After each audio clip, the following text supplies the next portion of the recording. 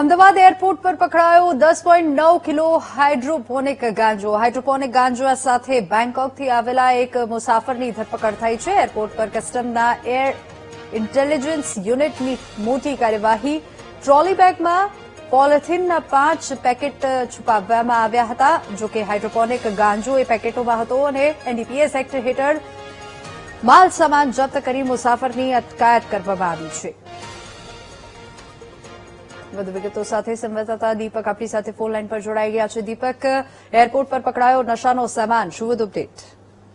બિલકુલ, જે પ્રકારે અમદાવાદ એરપોર્ટ પરથી નશીલો પદાર્થ ઝડપવામાં આવ્યો છે અને જે એક વ્યક્તિ છે તેની પર ધરપકડ કરવામાં આવી છે। કસ્ટમ વિભાગ દ્વારા સ્નીફર ડોગ મારફત આ ધરપકડ કરવામાં આવી છે। અંદાજે 11 કિલો જે ગાંજો છે તે પકડવામાં આવ્યો છે।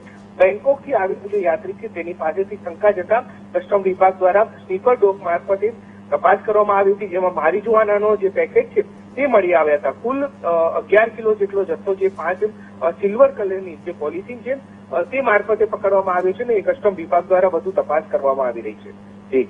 જી દીપક, આભાર સમગ્ર માહિતી બદલ।